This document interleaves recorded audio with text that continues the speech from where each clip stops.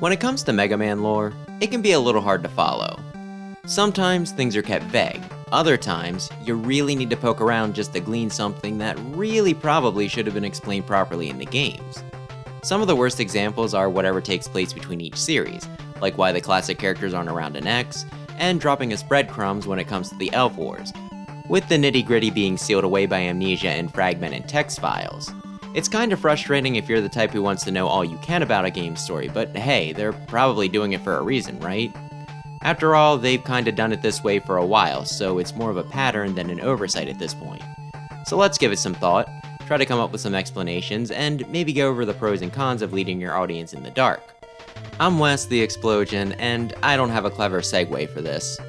First, of course, is just the possibility of bad translations, which would kind of invalidate a lot of what I'm going to say. Still, they clearly didn't care when they dubbed 8 and X4, Command Mission had some pretty awkward dialogue, and I still don't understand what happened in X6. I've heard some complain that they have no idea what's going on in X8, and while I think I understand, I could just be lying to myself and have shoddily filled in way too many blanks, but maybe the Japanese audiences understand everything perfectly, and we're just the victims of a rushed translation leaving us confused. Maybe Zero actually tells X that he survives because he grabbed an extraman as his rapidly deteriorating body fell into the wreckage of the Eurasia colony and I'm just unaware. While I doubt it's quite that simple, I imagine there's probably a few details that were lost in between languages and I should really look into more fan translations to clear some of this up. I'm sure there's at least a few bilingual Rockman fans out there. But you know what's worse than a bad translation? No translation.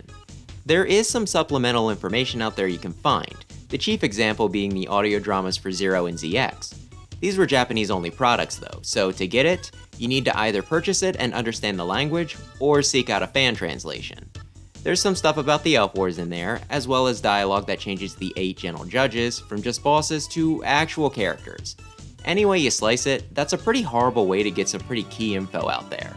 Some of the other series do this too, though they tend to be just fun factoids.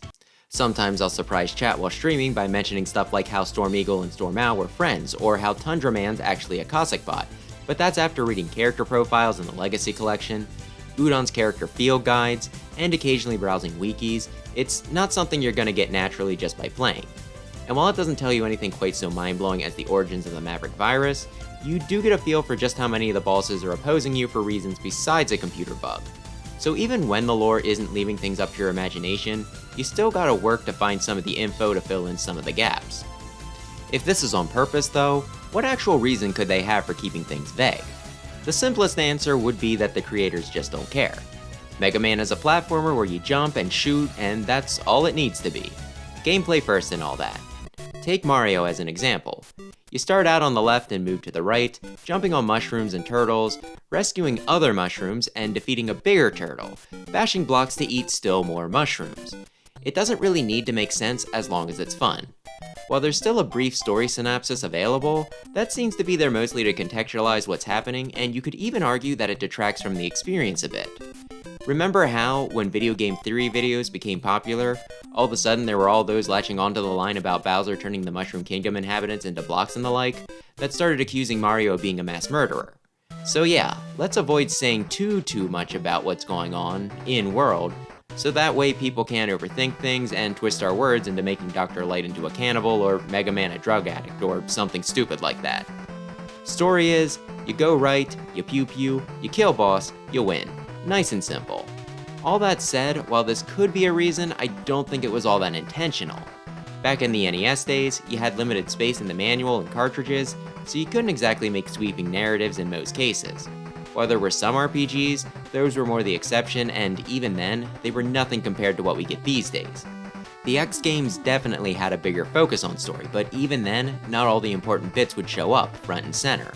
Reading stuff like the developers' notes or interviews, it definitely seems like they considered a lot of lore stuff, but perhaps due to them concentrating so hard on other things like gameplay and music, it caused it to fall on the wayside. Or maybe there was another big reason why the creators kept some story beats close to the chest. But what could that be? Well, I imagine that by keeping the story vague, it gives Capcom more wiggle room with what they do both in-game and with lore going forward. Every detail clearly laid out is one more potential plot hole that they need to explain later. Let's take a look at Mega Man 9, which reveals that robots have assigned scrap dates. Well then, why is Mega Man still alive? He's a hero, so he gets special treatment. And Proto Man? Well, he's kind of a rogue unit. And Roll. Dr. Light put in a good word for her. Auto. He doesn't have a DLN, so maybe he was created after Nine's Masters? Are Cutman and the other bots from the previous game's junk? Guess we'll see. All that speculation, but my point is, when you set down a rule like that, suddenly you need explanations for every exception. When it comes to the transitions between series, things get even stickier. The X series ended with X5. While there are 3 different endings, we'll use standard video game logic that the best one is what's canon. So Zero sacrifices himself to save X, protecting him from Sigma so that he can go on and defeat him once and for all, and X retains Zero's saber, carries his memory with him as he trains up the next generation of Mavericks while cheesy 80s music plays. But then I guess Capcom still wanted to make money off the series, and knowing that Zero was a big selling point, didn't just continue things, but revive the guy rather than letting him finally rest. I already made a joke about it, the explanation he gives being even lamer than the previous "let's just stick him back together with tape" was. How, pray tell, does someone hide until they can repair themselves after losing their body from the stomach down, along with an arm, getting a huge hole in their chest, and falling to Earth in a crumbling space station? Or am I mixing that up with Zero's ending? Not only does that make things kinda confusing, but Capcom wouldn't have to come up with flimsy reasons to revive Zero if they hadn't just given him a definitive ending previously. Thus, you keep things vague. Very few of the series have games designed to be the final entry. Battle Network, Zero, and previously X being the only ones out of the 7, and not having one means that they're free to keep making new ones without having to come up with a pretense. I mean, they could make new ones if they wanted to. Even if they were to explain things in later series, like having someone in X mention why there aren't any classic characters hanging around, it could still put a damper on any new titles that come out and maybe just even give the impression that Capcom is done or doesn't care about a series. So hey, maybe there's a reason why they keep things unexplained, or maybe I'm just giving them way too much credit, but now we get to examine the other side of things. I say that, but the next point is kinda positive, kinda negative. The amount of speculation this stuff generates. On one hand, this gets people talking about your game, and while I'm not one of those that think that all publicity is good publicity, I'd say 9 times out of 10 it is. It helps keep the series interesting to people and relevant. On the other hand, it can lead to a lot of misinterpretations of your work. It doesn't even matter if things are proven wrong later. There's still a good chunk of people that subscribe to the whole Link is dead in Majora's Mask theory. To some degree, this is unavoidable. If a perceived authority makes a theory video, no matter how wrong, some people are still going to treat it as word of God and there will be no changing their minds. MatPat could make a video on how Vile is actually base in disguise and people would eat it up. And I've talked to people who still believe that Kirby could beat Majin Buu due to that one death video where Kirby eats him and traps him in his infinite dimension stomach. Buu has literally 2 techniques to get him out of that exact situation. What next? A death battle where someone kills Houdini by chaining him up and throwing him into a tank of water? This makes me more irritated than it should. My point is, though, that while establishing lore won't stop people from making and believing bad speculation videos, at the same time, it would at least make it harder for them to stand up to any scrutiny. The opposing side of keeping things vague in order to not tie yourself down to a specific story beat is that by not making anything canon, you include the parts that you really want to be. I recently talked on stream about Cataclysm Theory, where people speculate that the reason no classic characters are around in X is because Zero killed them, and as luck would have it, YouTube recommended a video by Reploid Revo disproving that a few weeks later. This helpfully not only refreshed me on the topic, but also laid out pretty clearly why I shouldn't put any stock into it. While there was a part of me that was mentally coming up with scenarios where the theory would still work, I have to admit, there were some pretty big what-ifs, and I was mostly doing so to play devil's advocate. There was just one point that I feel he should have given a bit more weight to, and that was that Keiji Inafune no longer works at Capcom. In case you're unaware, Inafune-san, hopefully I'm pronouncing that right, despite not creating him, is often credited as the father of Mega Man. He was the one largely in charge of the series, responsible for why we got so many darn games, and had a ton of say when it came to what made it into them. He also was the one who designed Zero, so when he said in an interview that Cataclysm Theory is bullcrap, that should pretty much settle it.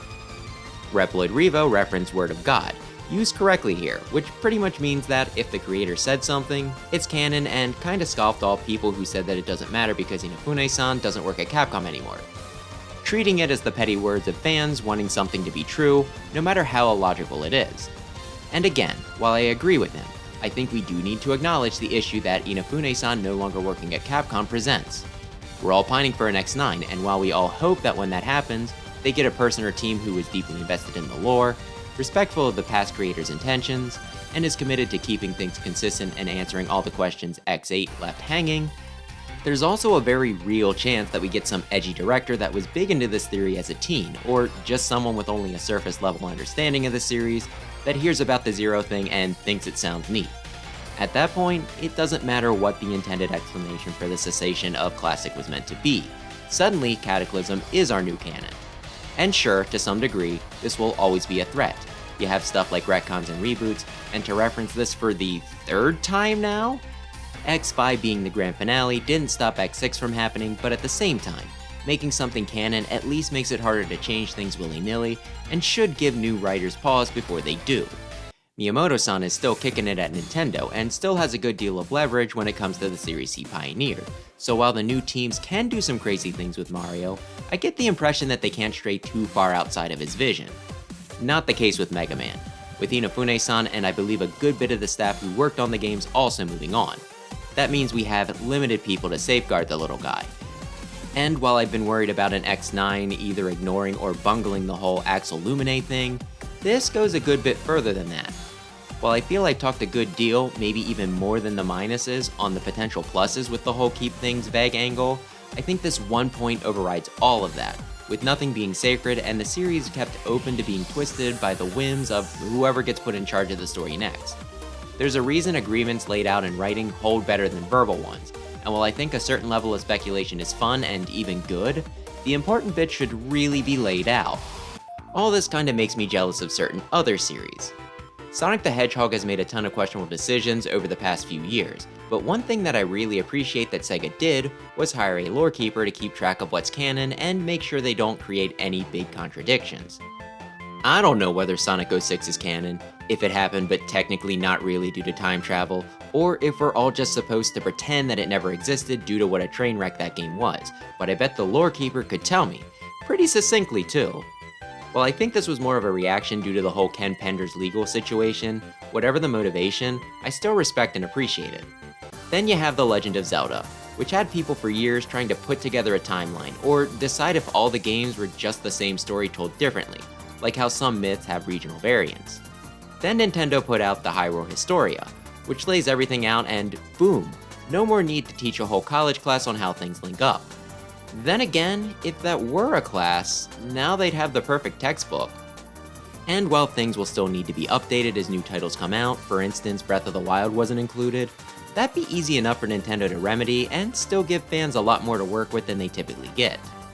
While all this might seem silly to a gameplay first crowd who see cutscenes as just a speed bump in their speed run, this sort of thing is really important for people who get into the world and lore of their favorite series. People like me who kinda put story second in their list of elements they look for in games. Of course, all of this would be hard to do for Mega Man, given the whole premise of the video.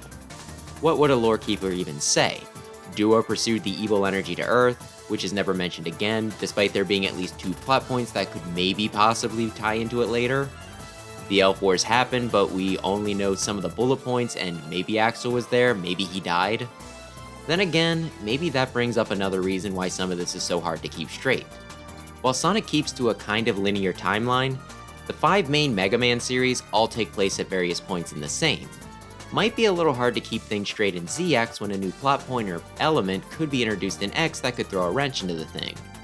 Then again, Zelda seems to manage it somehow. Either way, I think we could at least lay out a few main plot points and stick to them. This one was a little tricky to write, with me constantly second-guessing myself. Is this as complicated as I'm making it? Was this actually explained at some point? I remember reading this, but I can't remember where to double-check myself. Do I really want to mention a much bigger YouTuber by name, even if I am trying to put this in a way that doesn't start beef or seem like I'm attention-seeking? For that last one, since I was taking a bit of inspiration from their video, it didn't feel right to act like I was coming up with all of it on my own, so I think it was the right call. As for the other bits, I am the type to hyperfixate, so if I'm still confused on a lot of plot points, there might be something to this. But hey, what do you think? Is Mega Man lore crystal clear? Does it even matter as long as the games are fun? Is leaving your players in the dark more beneficial or harmful? Am I just dumb? Probably gonna continue to mull this one over, but as always, thanks for watching and maybe consider subscribing if you're into Mega Man. Good lord, the hit until he repaired himself line was a mistranslation, and I'm only finding out about it now when I'm trying to look it up to sarcastically quote it as a sign-off. Do you see what I'm talking about here?